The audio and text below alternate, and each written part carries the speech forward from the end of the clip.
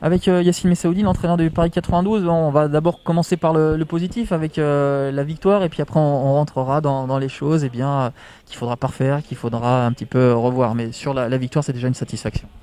Oui, complètement. C'est vrai que on affrontait une très belle équipe de Nantes avec un effectif incroyable, une profondeur de banc, qui donne envie à tous les clubs. Nous, on est très heureux déjà d'être capable de battre une équipe de ce niveau-là, d'autant plus dans le contexte actuel où voilà, c'est très compliqué pour nous d'enchaîner les matchs avec un effectif réduit. Donc, au-delà d'avoir été capable de respecter j'ai envie de dire le plan tactique toute la première mi-temps. Après, c'est vrai que pour nous, les jambes sont devenues très lourdes et on a eu une deuxième mi-temps extrêmement compliquée. Ouais, j'allais y venir quand vous me parliez de la profondeur de banc des Nantaises, vous peut-être un peu plus restreinte. C'est ce qui explique justement cet avantage de plus 5 à la mi-temps et puis finalement cette fin de match où on s'est fait un petit peu peur et ce creux sur le quart d'heure de la deuxième période. Oui, complètement. Nous, on avait pu étudier leur match de Coupe d'Europe face aux Roumaines et on a vu qu'ils avaient eu la possibilité de beaucoup faire tourner. Nous, c'est vrai que là, depuis 10 jours maintenant et le match contre Metz, si on veut tenir le coup, on est en incapacité de le faire pour le moment. On veut faire progresser le banc pour être capable d'y arriver, mais à l'instant T, c'est pas le cas. Donc, on avait conscience que notre deuxième mi-temps serait compliqué au niveau du rythme. Pour autant, j'ai vu un visage incroyable de mon équipe parce que quand Nantes est passé devant, j'en connais des groupes qui auraient pu s'effondrer et c'est pas notre cas parce que c'est pas dans notre ADN, c'est pas notre caractère. On a vraiment des valeurs de solidarité, on veut se dépasser. Après le score, c'est presque anecdotique, mais ce qui nous intéresse avant tout, c'est le chemin. Et là, en tout cas, oui, le score, je vais quand même malgré tout y revenir. Vous prenez beaucoup plus de buts que la moyenne, mais vous en marquez beaucoup plus aussi. Ouais, complètement. Mais là encore, je pense qu'on a manqué de canne face à des individualités de très haut niveau. Voilà, De Paola, c'est une joueuse qu'il faut prendre à deux. C'est vrai que Deborah Podar est capable de marquer à mi-distance.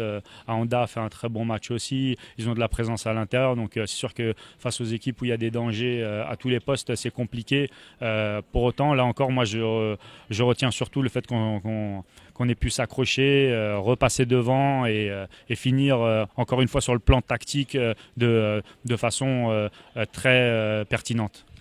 On a donc une victoire à l'arraché, alors que vous auriez pu vous la rendre peut-être plus facile avec un peu plus de fraîcheur. Mais alors, en étant positif, vous dites que ça va vous servir parce que vous préparez un gros combat au Danemark, même si la première manche a été assez maîtrisée. Oui, complètement. Le match là-bas, ça va être un match de feu. Ils vont vraiment imposer un rythme incroyable. Et nous, on se sert de toutes les expériences, qu'elles soient positives ou négatives. C'est vraiment, on a un groupe soudé. Les filles, elles viennent, elles sont exigeantes. Voilà, je suis très élogieux parce que vraiment, je prends encore, je le dis à chaque fois qu'on en parle, mais pour moi, c'est un vrai kiff d'entraîner cette équipe-là. Voilà. Et donc c'est vrai que les jeunes qui ont peut-être pas pu rentrer dans ce contexte compliqué où c'était très serré, ça sera peut-être chose faite par la suite. Un dernier mot sur Laura qui depuis plusieurs matchs porte l'équipe encore ce soir. On l'a vu chuter lourdement sur la tête. Vous n'avez pas de nouvelles, mais est-ce que vous êtes inquiet? Vous avez des petites pistes? Non, j'ai pas de nouvelles. C'est vrai que on est toujours inquiet quand on est entraîneur et qu'on a une joueuse de ce niveau-là qui a fait une chute comme elle l'a faite. Donc c'est vrai que je vais faire le point avec mon staff médical.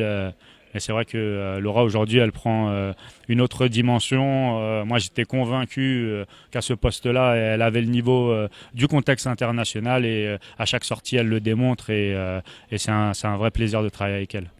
8 buts, 8 buts pour Laura Flip ce soir qui a grandement contribué à ce 5e succès de la saison des Lyonnes. Voilà une victoire face aux Nantaises des concurrentes en championnat. Et puis maintenant félicitations et puis bonne route au Danemark avec la qualification à la clé. On l'espère. Merci Yacine. Au revoir. Voilà la réaction de Yacine Messaoudi avec bien de la satisfaction. C'est ce qui ressort de ce groupe et qui aura puisé dans ses ressources pour s'adjuger une victoire capitale et qui va être sans doute fondatrice pour la suite du championnat.